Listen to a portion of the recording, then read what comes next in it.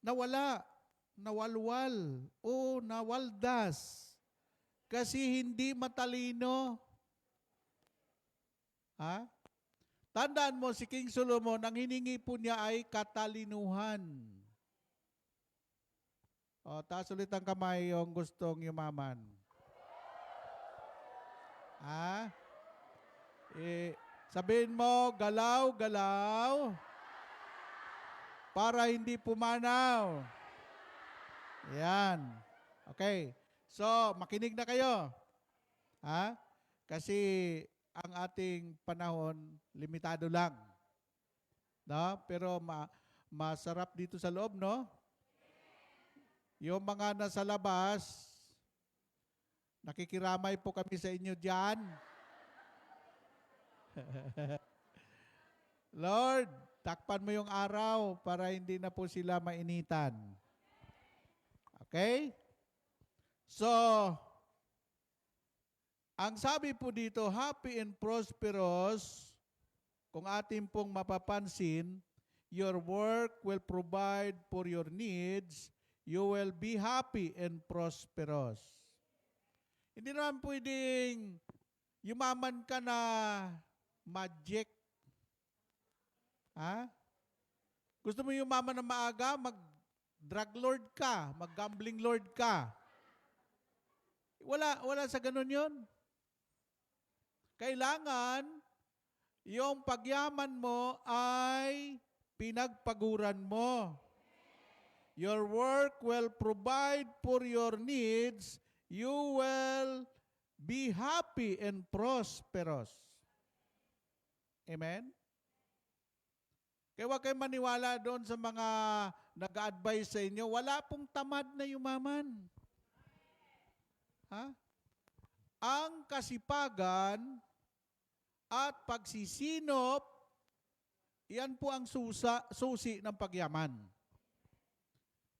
Ang sabi po dito, happy and prosperous, a verse emphasizing both happiness and prosperity. You will be eat, sa ibang translation, sabi doon, you will be eat in fruits of your labor. Blessing and prosperity will be yours. This verse connect hard work with positive outcome. Yung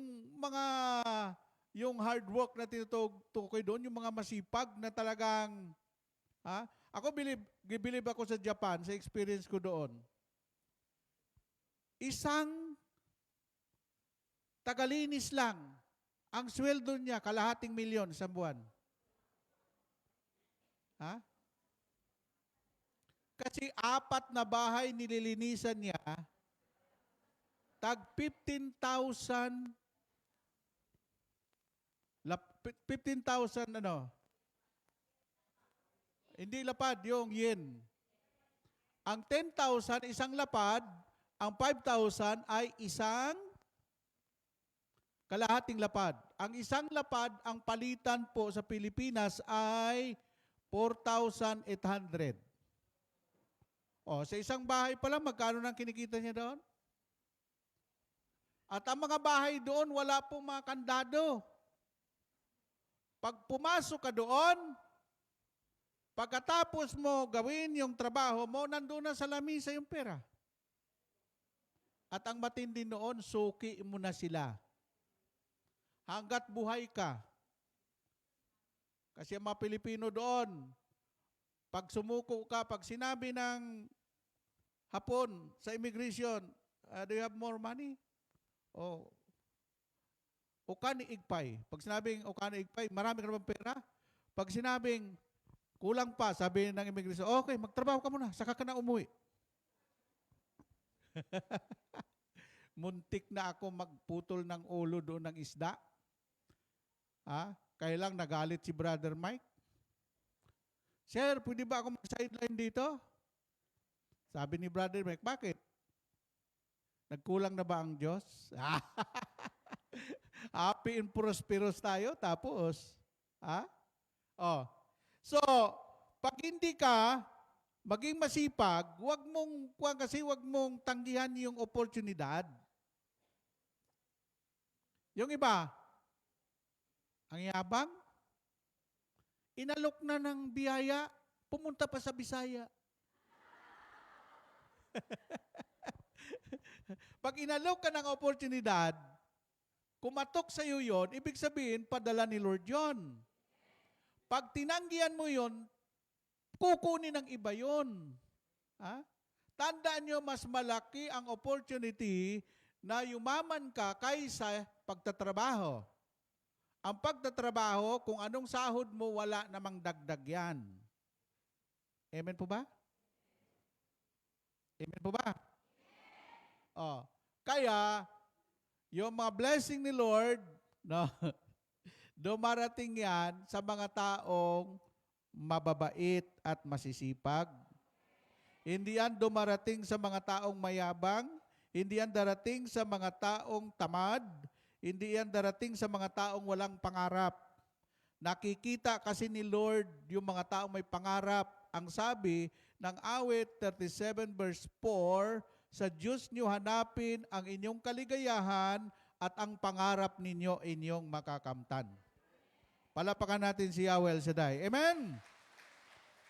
So, yan po ang sinabi dito, hard work with positive outcome.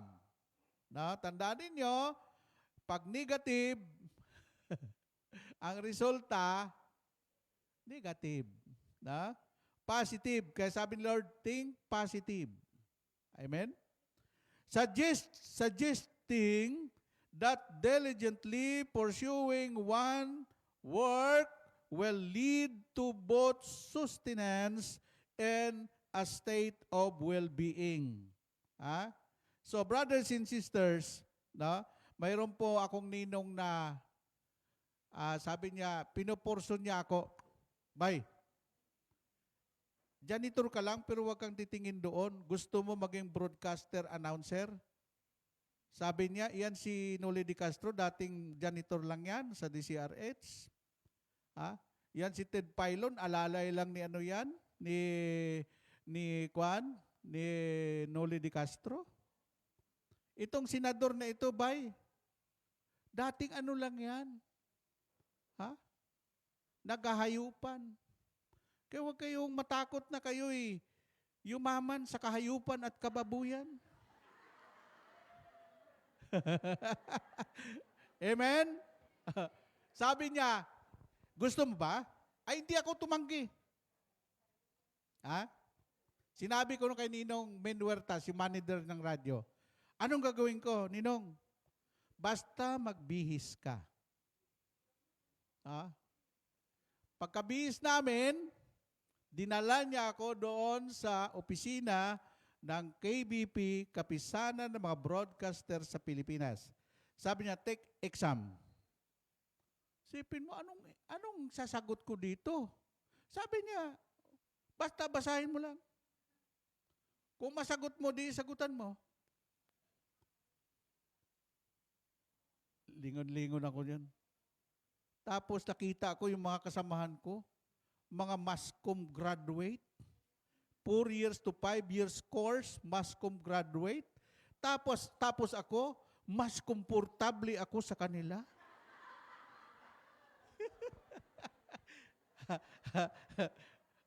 Kumuha ako exam, pre-over ko yung ballpen, pre-over ko yung papel.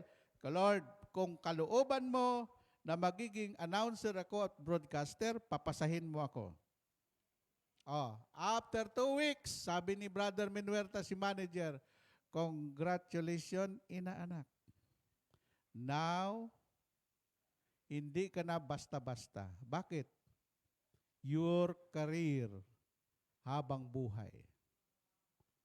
Kasi pag ikaw broadcaster, announcer sa radyo, sa TV, walang katapusan ang iyong career.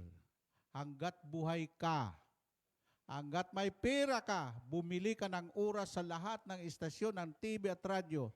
Hindi ka pwedeng mag-broadcast sa radyo, sa TV na wala kang lisensya ng KBP, Kapisanan ng mga broadcaster sa Pilipinas.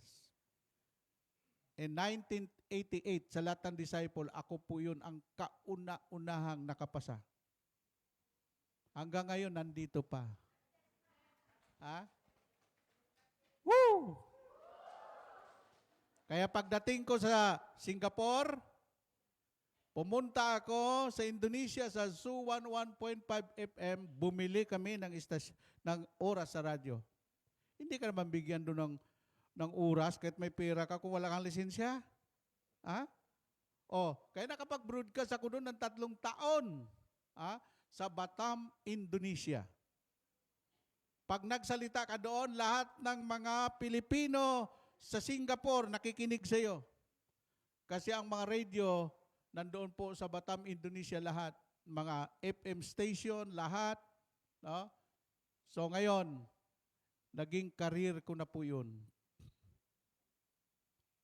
Kung bumili ako ng oras sa radio, sa DWXI, ang programa ko po 9 years ay Jesus My Friend. Binabayaran ko po ng block time, pero ng commercial ay akin. Magkano lang binabayad ko noon? Sabi ni brother, sige, kumuha ka dyan. 50 mil binabayad ko. Ang commercial ko, 300,000. Magkano tinubo ko? Ha? Ngayon, oportunidad yon. Kung tinanggihan ko yon, hanggang ngayon, janitor pa rin ako. Amen? Pag ang oportunidad inalok sa iyo, sunggaban mo na. Iyan ang magdadala sa iyo sa rurok ng tagumpay. Palapakan natin si Lord. Amen? Amen po ba? Ako ang ina-advise ko lagi, puro positive. Yung choir namin sa Malaysia, si Sister Ging, sabi niya, ginadala ako ng amo ko sa Switzerland. Susunod ba ako sa iya? Sabi ko, oportunidad yan. Magkano sweldo niya sa Malaysia? Pagdating sa Switzerland, 100,000 ang sweldo niya. Sa Malaysia, 16,000 o 15,000 lang. Iba ang rating doon. Amen? Kung may pagkakataon na kayo ay pumunta sa London, Londini, Londoon. Amen. Mayroon akong sinabi, Sister, i-upgrade mo ang iyong pagka-caregiver. Pag ikaw ay nag-aral sa TISDA ng 1 month o 6 months, hindi ka na ordinaryong katulong. You can go anywhere.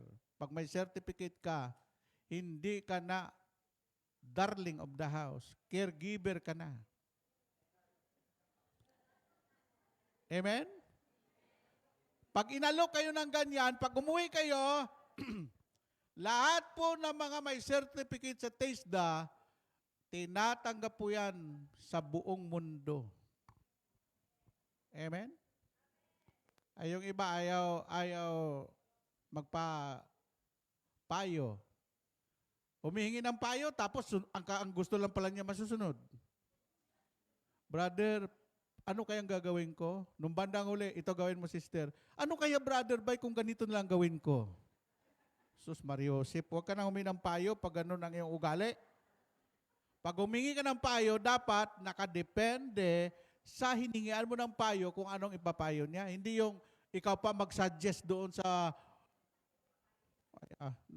nakakainis.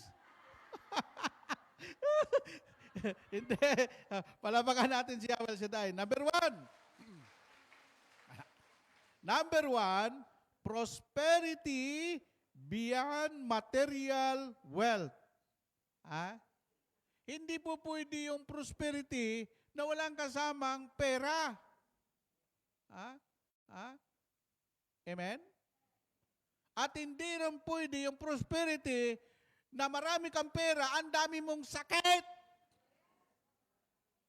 Di ba health is wealth? Amen? Kailangan malusog ang katawan, malusog ang bulsa, malusog ang negosyo. Amen? Palapakan natin si El Shaddai.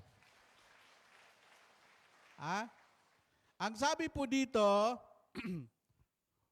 prosperity behind material wealth, while the verse can be interpreted in terms of material wealth, it also encompasses broader accept of well-being. This include things like a fulfilling family life, as a mention in the verse following, and a sense of peace and satisfaction. Na? Alam niyo ba, ang kayamanan, yung iba kaya hindi dumagdag, okay na sa kanila. May makain lang, Brother Bay, okay na. Sabi ko, it's up to you. Pagdating ng panahon, tuyo ang iuulam mo. Amen po ba? Alam mo, ito ang kuwanin ninyo. No? Mag-ipon kayo. Kasi iba ang may pera sa walang pera. Nung janitor pa lang ako nung una, walang nakikinig sa akin. Tama yung sinabi ng kaibigan ko na advisor ko, Brother Bay, tandaan mo to. Kahit anong gandang sasabihin mo, pag wala kang pera, walang tao makikinig sa iyo. Pero pag may pera ka, lahat ng sasabihin mo, makikinig sila. Alam mo, yun ang naging inspirasyon ko, nagsikap ako. Ngayon,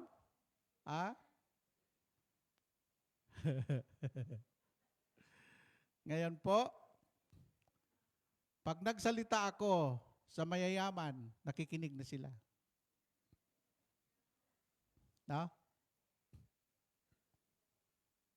Ito, pagsikapan ninyo, umunlad kayo.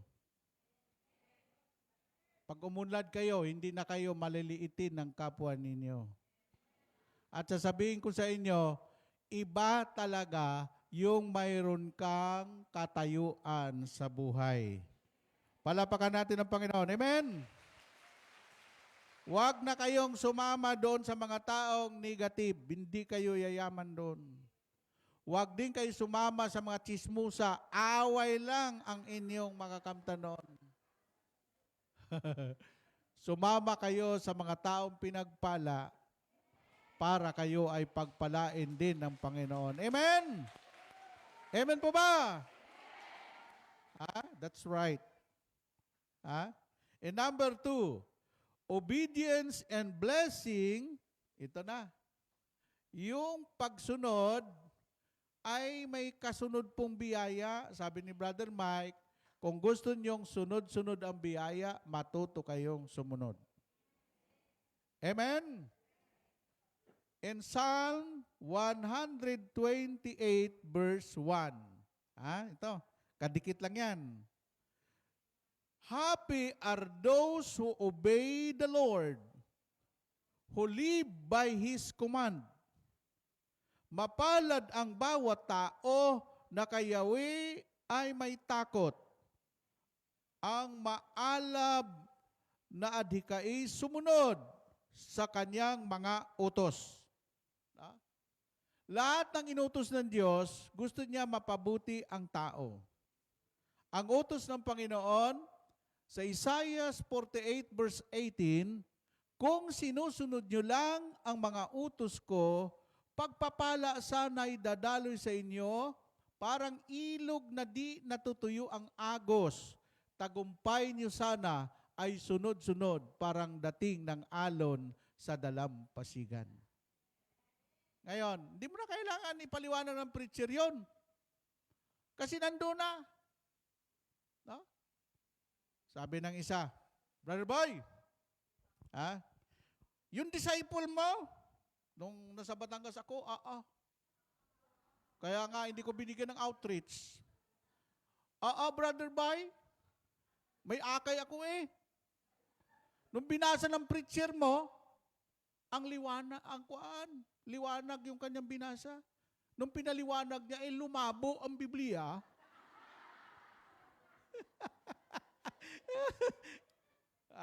No? May mga babasahin kasi Biblia na hindi mo na kailangan i-explain o paliwanag. Tulad yung binasa ko sa inyo, may papaliwanag ko pa ba doon? Ay binanggit na ni Lord? No? Alam mo, pag binasa mo ang Biblia na maliwanag na at di mo na kayo paliwanag, huwag mo na paliwanag, baka lumabo pa.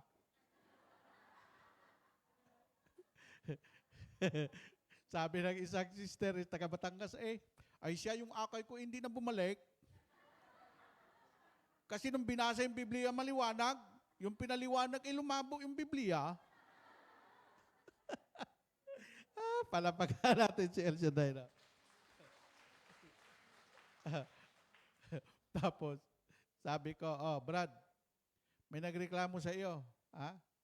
Akalain mo, yun daw si Jesus, di ba mayroong babaeng naghugas ng pabango sa paan ni Jesus? Akalain mo paliwanag niya, inutusan daw ni Jesus, bumili ka ng pabango doon. Wala naman sa Bible yun. Ay sabi ng dumalo, saliwa yata iyon. Huwag mong dagdagan ang Biblia. Bakit? Ang bawasan mo ang Bible at dinadagdagan mo sa gusto mo, hindi pwede yan. Amen po ba? Okay. Palapakan natin si El Shaddai. So, ano sinabi dito? Number 3 na tayo. What is the Bible verse for blessing and prosperity? Saan matatagpuan sa Bible yung blessing and prosperity?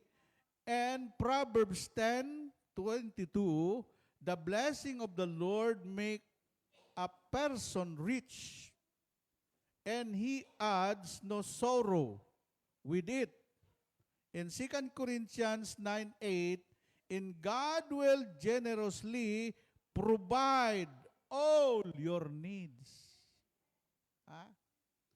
Dito sa Tagalog, maganda to yung kawikaan. Sabi niya dito, Kawikaan chapter 10 verse 22. Ang pagpapala ni Yahweh ay kayamanan na walang kasamang kabalisahan. Amen? Yung pagpapala sa sabong, kahit bilyon ang iyong kikitain, may kabalisahan yan.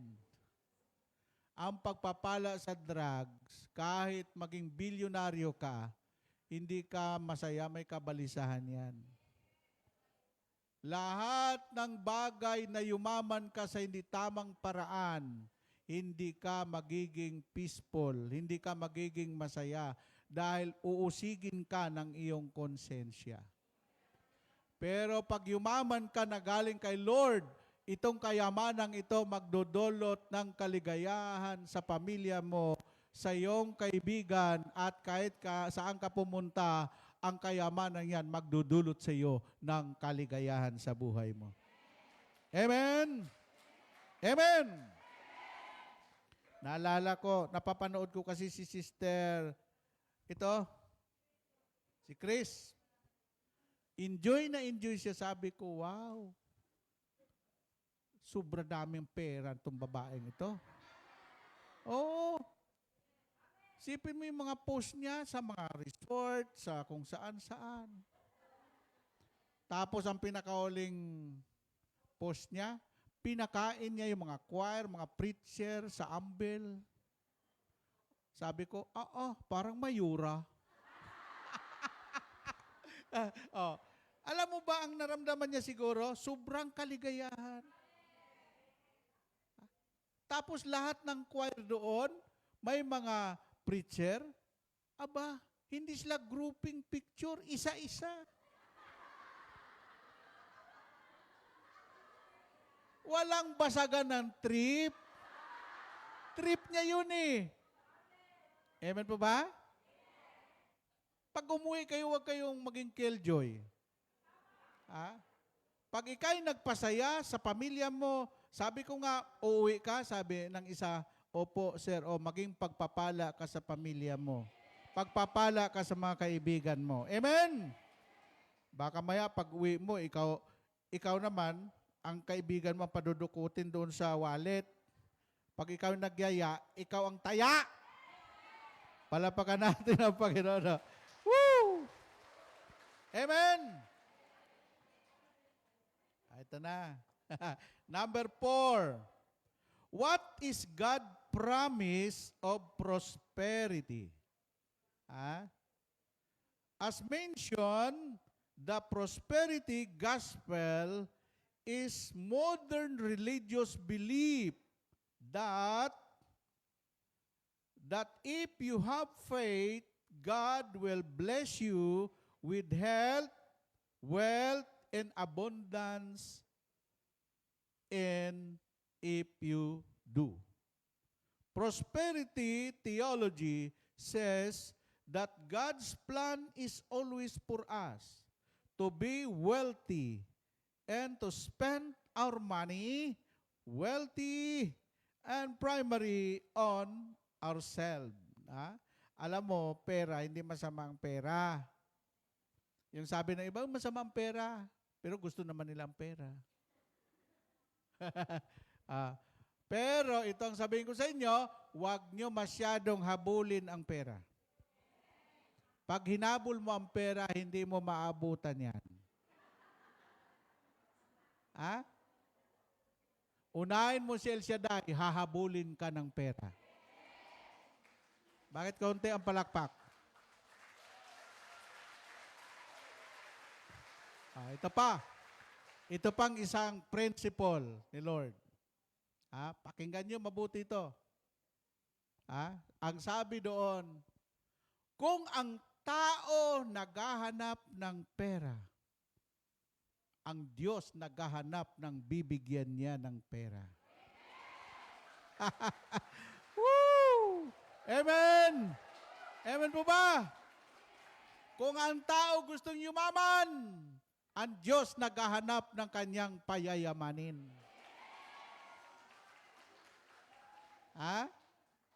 Kaya, huwag mong kantyawan yung nagninegosyo ng kahayupan at kababuyan.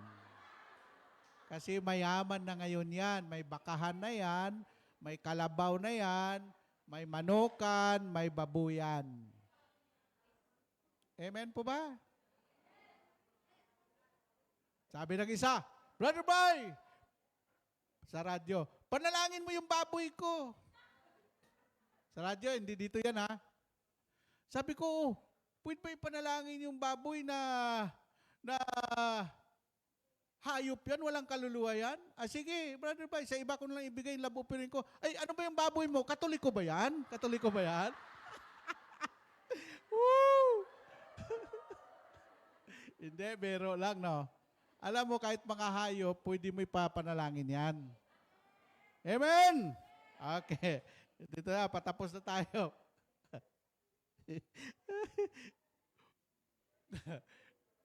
Sabi ng iba, no? Brother, mayroon akong pinapanalangin na matanda dyan sa Binondo. Binigyan na ako ng aso, 2, may birth certificate pa. Yung aso na, yung, ano pa tawag yun? Japanese, tawag yun? Satsu?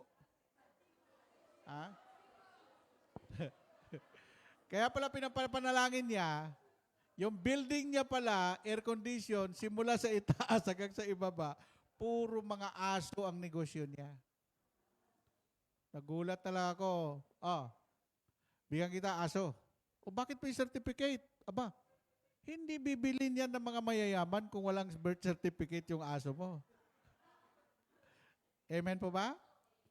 Isa rin yun, ang negosyo niya kahayupan. Pero yumaman siya. Amen po ba? Palapakan natin si El Shaddai. Okay. Panghuli na tayo ha. Number 5. How to be prosperous according to the Bible. Mayroon pong tinatawag batas ng pagyaman. Batas ng pagiging masaya. Okay, how to be prosperous according to the Bible. 5 laws of prosperity. Ha? Yan na yung aralin natin. Ha? Kayo, pag nag-ating kayo ng gawain, huwag kayong magmamadali. At ang relo ninyo, huwag nung tingnan lagi. Maisturbo kayo. At alam nyo, ang preacher, kahit gaano kayo karami dyan, alam namin yung mga tumitingin sa relo. Ang ibig sabihin yan, pag kayo ay tumitingin sa relo, ibig sabihin, tapusin mo na yan, may lakad pa ako. Hallelujah. Amen? Kaya ako, bumubuelo ako na matapos sa tamang oras. Ha? Unang batas. How to be prosperous according to the Bible. 5 laws of prosperity. Number 1, God is the source of all promise. God is the source of all prosperity, and He is kind and generous toward man. Isipin mo yung batas ni Lord, siya ang source. Lahat ng kayamanan, sabi ni Lord, heaven and earth, sabi niya, silver and gold is mine. Alam mo ba yung maman yung kumpare ko, naging bilyonaryo? Ang negosyo niya ay Hokkaido. Nakakuha siya ng treasure. At ako ang investigador. Lahat ng project namin, Luzon, Visayas, Mindanao, ako po ang nag-iimbestiga. Dahil galing ako sa Japan, nag-aral ako doon sa Japan. Nihongo ni wakarimashita. Hai, arigato, gozaimaste.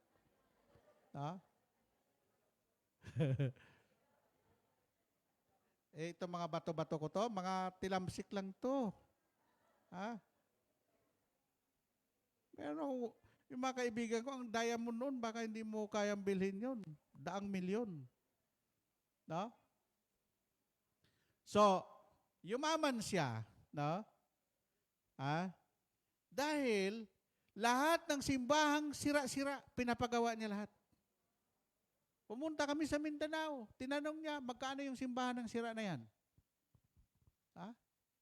Kasi, hindi niya sinarili yung kayamanan niya. Lahat na nangangailangan ng tulong, tinulungan niya. Lahat ng mga sira-sirang chapel, simbahan, pinagagawa niya. Lahat ng preacher noon, sabi niya dito nga, ilang minuto lang mag-talk. 10,000 binibigay niya. Giver na giver siya. Grabe ang bait-bait ng taong yan. Sabi ko, Lord, sana wag siyang kunin ni Lord. Kaso kinuha na siya ni Lord. Sabihin ko pa sana, sister, huwag ka masyadong sobrang bait, baka kunin ka ni Lord. Sino yung sobrang bait dyan? Kukunin ni Lord agad yan. Palapakan natin si Lord. No? Number two, law of prosperity. Number 2, obedience attracts prosperity. Sumunod ka lang. No? And number 3, respect for and meditation in God's word being poured. The fruits of prosperity. So, sinasabi ng Joshua 1:8, meditate the word of God day and night.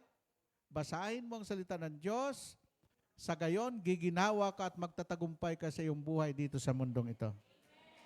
And number 4, Number 4, law of prosperity, faith in God, in His Word brings prosperity.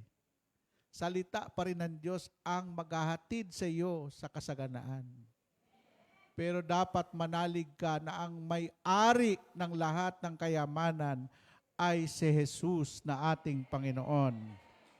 Woo! Amen! Panghuli, magsitayo na kayo.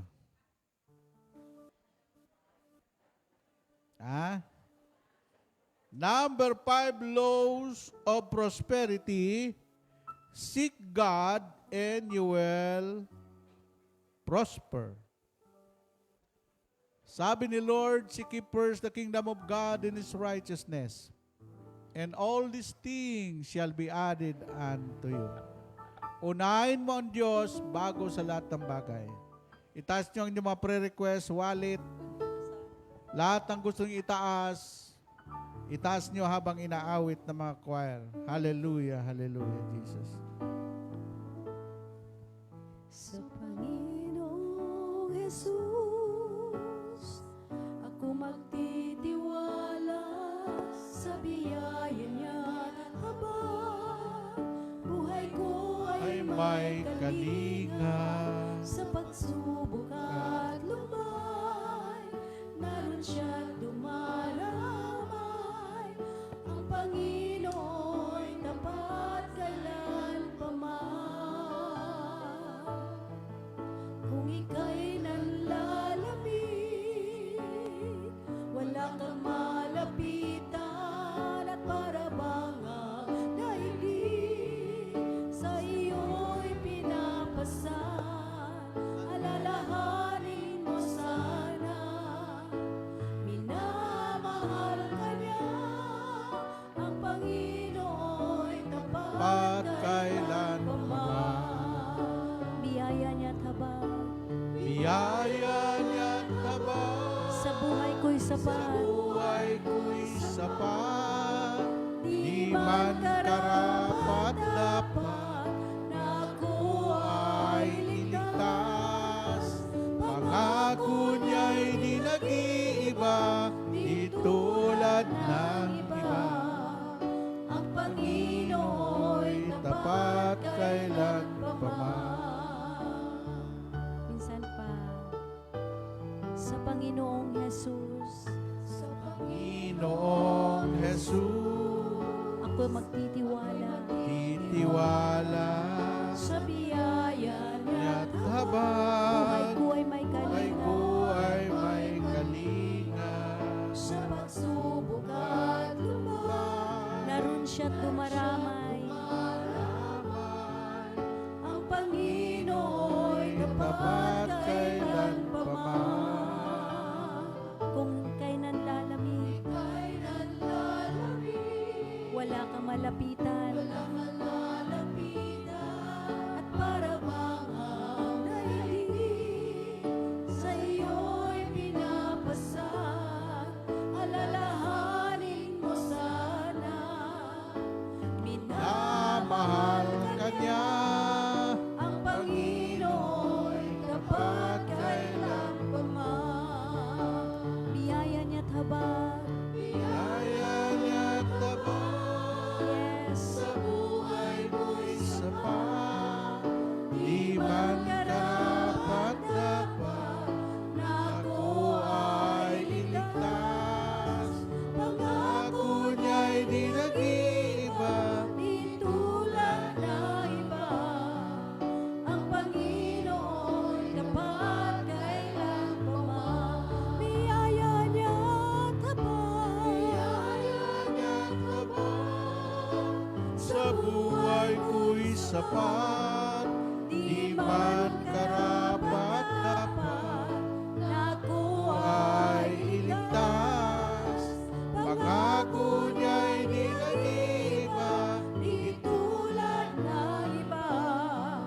Ang Panginoon tapat kailanpaman. alalahanin mo sana, alalahanin mo sana, minamahal ka niya. Ang Panginoon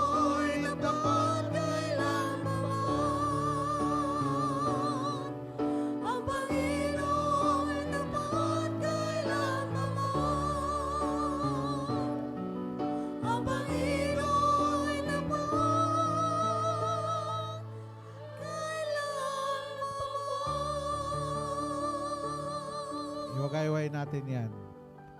Sabi, tumingala ka sa langit, sabi nyo, ika'y tapat sa habang buhay. Paborito natin yan. Ika'y tapat Sa habang buhay, ika'y mabuti magpakailanman. Hanggat ako'y mabubuhay, Awitin ko ang kabutihan ng ika'y tapat sa habang buhay, ika'y mabuti magpakailanman. Hanggat ako ay nabubuhay, awitin ko ang kabutihan ng Diyos. Ika'y tapat sa habang buhay, ika'y mabuti magpakailanman.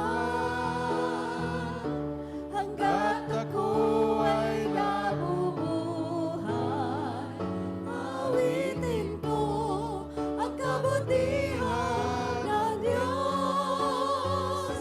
Awitin ko ang kabutihan ng Diyos.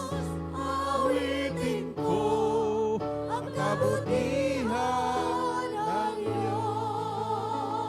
Hallelujah. Panginoon, maraming salamat. Iunat po ninyo ang iyong mapagpalang imalang kamay upang basbasan ang mga prayer request na aking mga kapatid. At kung kalooban mo, hindi po magtatagal, ibibigay mo na sa kanila ang kanilang kahilingan. Pagpalain mo ang kanilang mga handog, ang kanilang mga wallet, mga bag, panyo, ang kanilang mga hanap buhay, at ang kanilang mga mahal sa buhay, at ang kanilang po mga employer.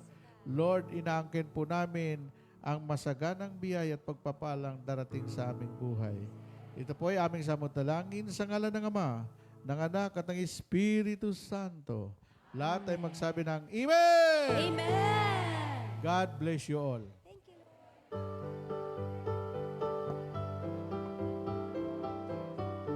Tayo po'y Salamat, salamat. Mga kapatid, banatili tayong nakatayo. Atin po dasalin ang awit 91. Sa ngalan ng Ama, ng Anak, ng Espiritu Santo. Amen. Awit ng pagtitiwala sa Diyos. Siyang naghahangad ng pagkupkop ng kataas-taasan at nananatili sa kalinganyong makapangyarihan. Makapagsasabi sa kanyang Panginoon moog katahanan. Ikaw ang aking Diyos, ang Diyos na tangi kong pinagtiwalaan. Ika'y ililigtas niya sa panganib sa umang nabitag, at kahit anumang mabigat na salot, di ka magdaranas. Lulukuban niya sa lilim ng kanyang malabay na pakpak. Sa kalinga niya ay natitiyak mo na ikaw ay ligtas. Iingatan niya at ipagsasanggalang pagkat siya ay tapat. Pagsapit ng gabi, di ka matatakot sa anumang bagay. Maging sa gawing biglaang paglusob, pagsapit ng araw. Ni sa ano pa mang darating na salot, pagkagat ng dilim. Di ka matatakot sa kasamaan mang araw kung dumating. Kahit na mabuwal sa iyong harapan ang 1,000 tao, sa iyong paligid ang bilang ng patay maging 10,000. Di ka matatakot at natitiyak mong di ka maano. Ika'y nagmamasid at sa panunood iyong mamamasdan. Yaong masasama ay makikita mong pinarurusahan, sapagkat si Yahweh ang iyong ginawang tagapagsanggalang, at ang pinili mong mag-iingat sa iyo'y kataas-taasan. Di mo aabutin, ika'y mapahamak at walang daratal, kahit anong uring mga paghihirap sa iyong tahanan. Susuguin niya ang maraming anghel, silang susubaybay. Kahit sang dako ikaw maparoon, tiyak iingatan. Sa kanilang palad ay tatayo ka at silang magtataas nang hindi masaktan ang mga paa mo sa batong matalas. Kahit ang tapakan mo ay mga leon, ahas na mabagsik, di ka maano sa mga serpiente at leon mababangis. Ang sabi ng Diyos, aking ililigtas ang tapat sa akin, at iingatan ko ang sinumang taong ako kikilanlin. Pag sila'y tumawag, laging handa ako na sila'y pakinggan. Aking sasamahan at kung may hilahil ay sasakluluhan. Aking ililigtas at ang bawat isa ay pararangalan. Sila'y bibigyan ko at gagantimpalaan ng mahabang buhay at nakatitiyak na ang tatamuhin nila ay kaligtasan. Maaring ipinit ko ang langit at hindi pumatak ang ulan. Maaring magpadala ako ng mga balang upang salantain ang lupaing ito. Maaring palaganapin ko sa aking bayan ang salot. Ngunit sa sandaling ang bayan ito na aking pinili ay magpakumbaba, manalangin, hanapin ako at talikdan ang kanilang kasamaan. Diringgin ko sila, patatawarin ko sila, at ibabalik ko sa kanilang lupain ang katiwasayan at kasaganaan. Ito ang mga salita ng Diyos. Salamat sa Diyos. Sa ngalan ng Ama at ng Anak at Espiritu Santo. Amen. Announcement po muna. Sa naghahanap po ng trabaho, meron po dito looking